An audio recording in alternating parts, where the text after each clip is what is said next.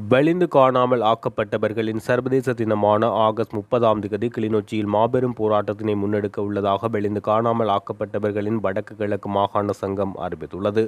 யாழ் ஊடக மையத்தில் இன்றைய தினம் செவ்வாய்க்கிழமை இடம்பெற்ற ஊடகவியலாளர் சந்திப்பின் போது இவ்வறிவிப்பு வெளியாகியுள்ளது. எதிர்வரும் 30 காலை 9:30 மணிக்கு கிளிநொச்சி கந்தசுவாமி ஆலயம் முன்பாக போராட்டம் ஆரம்பமாகி அங்கிருந்து பேரணியாக டிப்போ சந்தியை நோக்கி சென்று அங்கு ஐக்கிய நாடுகள் மனித உரிமை சபைக்கான மகஜர் கையளிக்கப்பட உள்ளது. குறித்த போராட்டத்தில் கட்சி பேதங்களை கடந்து அனைத்து அரசியல் கட்சியினரும், சிவில் சமூகங்கள், பொது அமைப்புகள், பல்கலைக்கழக மாணவர்கள் சங்கங்கள் என அனைத்து தரப்பினரும் கலந்து கொண்டு ஆதரவு தர வேண்டும் என கேட்டுக்கொண்டுள்ளனர்.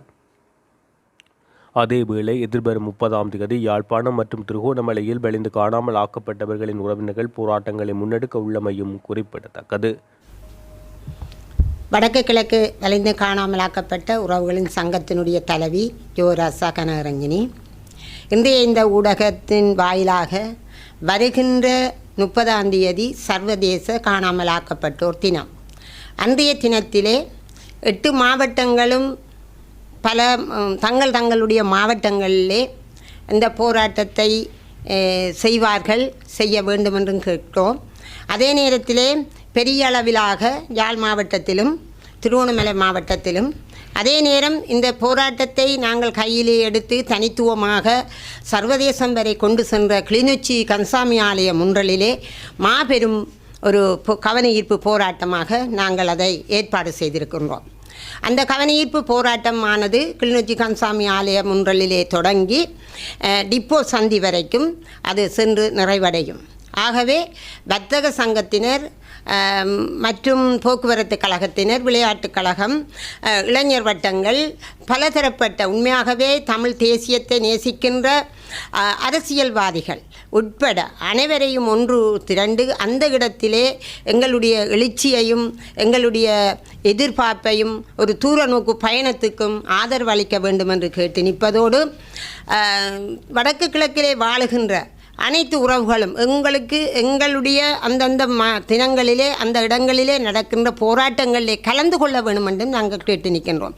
நிச்சயமாக 8 மாவட்டத்தினுடைய நிர்வாகத்தின் தலைமையிலே இந்த போராட்டங்கள், இந்த பேரணிகள் 2017 தொடக்கம் இன்று வரை நடாத்தப்பட்டு சர்வதேசத்திலே 36வது கூட்டத்தொடரில் இருந்து இற்ற வரைக்கும் இந்த உண்மை நிலைமையை எடுத்து கூறிக்கொண்டு நிற்கின்ற எங்களுடைய இந்த நிர்வாகம் நிச்சயமாக வருகின்ற செப்டம்பர் அறிக்கை எங்களுக்கு ஒரு சாதகமான அறிக்கையாக வர வேண்டுமென்றால் நாங்கள் எங்களுடைய பலத்தையும் எங்களுடைய அந்த உணர்வுபூர்வமான இந்த போராட்டத்தையும் சர்வதேசத்துக்கு எடுத்துக்காட்டும் முகமாக சகல மக்களையும் மக்களை வடக்கு கிழக்கிலே வாழுகின்ற அனைத்து தமிழ் மக்களும் இந்த தேசியத்தையும் எங்களுடைய இந்த தூய்மையான உண்மைக்கும் நீதிக்குமான போராட்டத்தை நேசிக்கின்றவர்கள் எல்லோரும் அந்தந்த இடங்களிலே அணிதிரள வேண்டும். ஆகவே கிளிநொச்சி மாவட்டத்திலே தொடங்கிய இந்த தூய்மையான போராட்டத்துக்கு வலிச்சேர்க்கும் வண்ணம் இந்த ஊடகத்தினூடாக சகல பாதிக்கப்பட்ட உறவுகள் மட்டுமல்ல, ஏனைய அமைப்புகள், கிராம மட்ட அமைப்புகள், மாவட்ட மட்ட அமைப்புகள், அரசு சார்பற்ற நிறுவனங்கள், எங்களுக்கு பங்காளிகளாக தாங்கள் வேலை செய்கிறோம் என்று கூறிக்கொண்டிருக்கின்றவர்கள் அனைவரும் ஒன்று திரள வேண்டும். கிளிநொச்சி மாவட்டத்திலே ஒரு எழுச்சியான ஒரு கண்டன பேரணியை நாங்கள் சர்வதேசத்துக்கு எடுத்துக்காட்டும் முகமாக எல்லோரும் அணிதிரள வேண்டும் என்று இந்த ஊடக வாயிலாக கேட்டு நிற்கின்றேன். முக்கியமாக நாங்கள் இலங்கை அரசை நம்பி பல தடவைகள் எங்களுடைய உயிர்களுக்கு மேலான உறவுகளுடைய அந்த ஆவணங்களை எல்லாம் கையளித்திருந்தோம். ஆனால் இன்று வரும் தீர்வு, நாளை வரும் தீர்வு எங்களுக்கு ஒரு நீதியை பெற்றுத்தருவார்கள் என்று எதிர்பார்த்து நாங்கள் ஜனாதிபதியாக இருந்த உண்மையாகவே நான் மஹிந்த ராஜபக்சவை கூட சந்திச்சிருக்கிறேன். அதை விட அதுக்கு அடுத்த போல மைத்திரியை சந்திச்சிருக்கிறோம். எங்களுடைய போராட்டத்தின் ஊடாக 3 தடவை அவரை சந்திச்சிருக்கின்றோம். அதன் பிற்பாடு கோட்டபாய ராஜபக்சா உண்மையாகவே அவர்தான் இந்த கொலைகளுக்கும் இந்த கடத்தல்களுக்கும் இந்த காணாமல் ஆக்கப்பட்டதுக்கும் முழுமையான காரணகர்த்தாவாக இருந்தவர். காரணம், அவர் ஒரு பாதுகாப்பு செயலாளராக அந்த நேரம் அதுக்கு பொறுப்பாக அந்த படைகளுக்கு பொறுப்பாக இருந்தபடியால் எங்களுடைய இந்த கொடூர யுத்தமும் இன அழிப்பு நடந்த பிற்பாடு கையளித்தவர்களுக்கு என்ன ஆனார்கள் என்று அவர்களால் ஒருபோது ஒருபோதும் சொல்ல முடியாத ஒரு நிலைமையில தான் நாங்கள் இந்த தனித்துவமான போராட்டத்தை ஆரம்பித்து இத்தவரை பல இன்னல்களுக்கெல்லாம் முகம் கொடுத்து கொண்டு சர்வதேச விசாரணையை கோரி நிற்கின்றோம். ஆகவே அதிலே அந்த கொலை இந்த இன அழிப்புக்கு சம்பந்தப்பட்டவர்கள் மீண்டும் மீண்டும் ஜனாதிபதி தேர்தலிலே முன் நிற்கின்றார்கள். அதை விட இந்த போராட்டத்தை அளித்தவரே ரணில் விக்ரமசிங்கா தான். அவர் இன்றைக்கு ஜனாதிபதியாக இருந்து கொண்டு மீண்டும் மீண்டும் எங்களுக்கு ஒரு நீதியை பெற்று தருவார். அவர் எங்களுக்கான இந்த வடக்கு கிழக்கில் வாழுகின்ற தமிழர்களுக்கு ஒரு அதிகார பகிர்வை தருவார் என்று நாங்கள் எதிர்பார்க்கவில்லை. ஆகவே தான் நாங்கள் ஒரு பொது வேட்பாளரை தமிழனை இருந்து வடக்கு கிழக்கிலே எங்கள் தீவிலே இருக்கின்ற ஒட்டுமொத்த தமிழர்களும் அந்த தமிழனுக்கு வாக்களித்து அதை பேரம் பேச வைக்க வேண்டும் என்ற ஒரு நோக்கு என்னுடைய தனிநபர் கருத்தாக இருக்கிறது.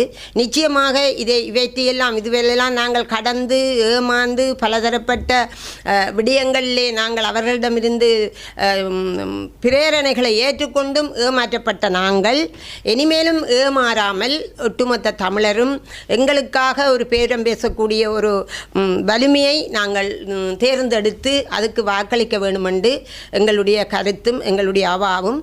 ஆனால் இதை மக்கள் தெளிவாக புரிந்து கொண்டு அதுக்கு ஏற்ற வகையில் தங்களுடைய உண்மையான ஒரு புனிதமான வாக்கை அளிக்க வேண்டும் என்று நாங்கள் கேட்டு நிற்கின்றோம்.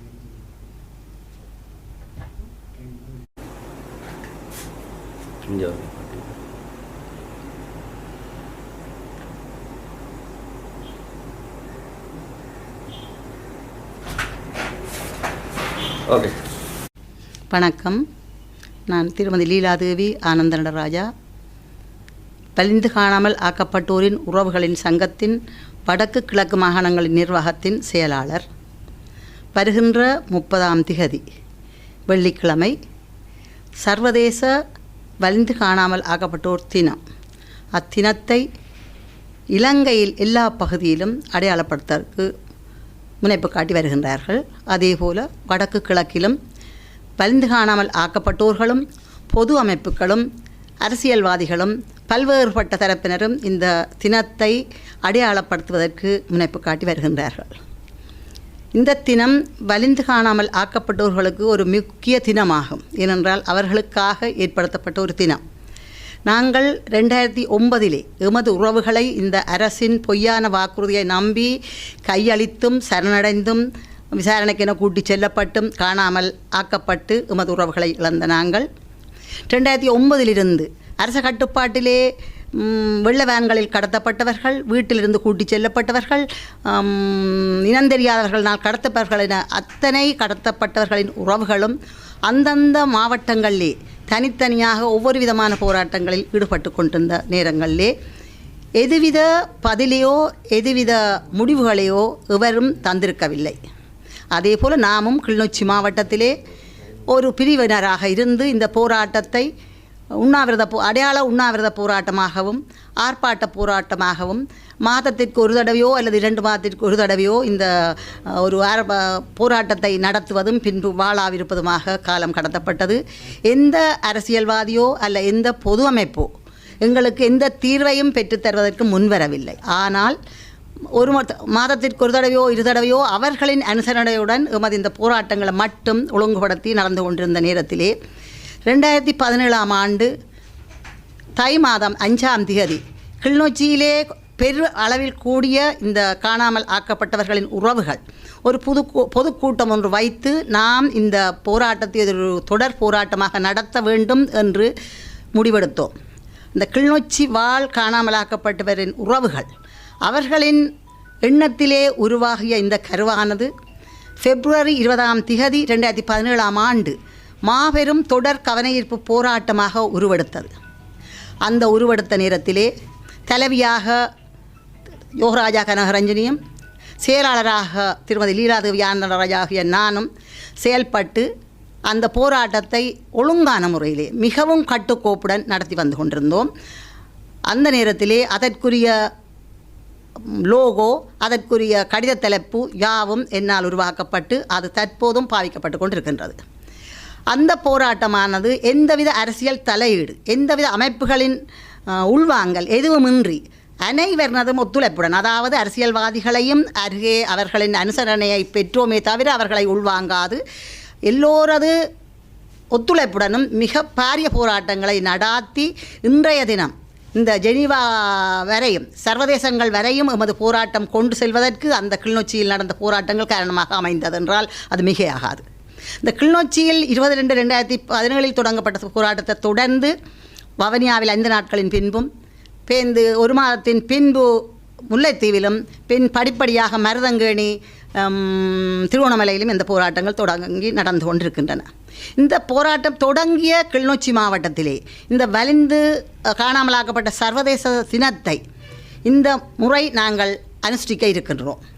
வடக்கு கிழக்கில் வெவ்வேறு இடங்களிலும் நடைபெற இருக்கின்றன. திருவண்ணாமலையிலும் யாழ்ப்பாணத்தில் நடைபெற இருக்கின்றது, வவுனியாவில் நடைபெற இருக்கின்றது. ஆனால் நாம் இந்த போராட்டத்தை கிளிநொச்சியில் ஏற்பாடு செய்வதற்கான முக்கியமான காரணம், கிளிநொச்சியில் தான் இந்த போராட்டம் கருக்கொண்டது, கிளிநொச்சியில் தான் இந்த போராட்டம் ஒரு சர்வதேசத்துக்கு எடுத்து செல்லப்பட்டதின் முக்கிய காரணமாக இந்த கிளிநொச்சி அமைந்தது. அந்த கிளிநொச்சியில் நடைபெற்ற போராட்டத்தை எவரும் மறந்திருக்க முடியாது என்ற அவ்வளவு எழுச்சியுடன் நடைபெற்ற போராட்டங்கள் கிளிநொச்சி. அதிலே A9 வீதியை மறிப்பு செய்து ஜனாதிபதி சந்திக்க வைத்த இடமும் அதே கிளிநொச்சி. எனவே தான் இந்த கிளிநொச்சியில் அந்த போராட்டத்தை நடத்த வேண்டும் என்று தீர்மானம் எடுத்தோம். எனவே இந்த கிளிநொச்சி போராட்டத்திற்கு எமது கிளிநொச்சி வாழ் மக்கள், பல்கலைக்கழக மாணவர்கள், ஆசிரியர்கள், வர்த்தக பெருமக்கள், அனைத்து அரசியல்வாதிகளும் நாங்கள் யாவருக்கும் அழைப்பு விடுத்திருக்கின்றோம்.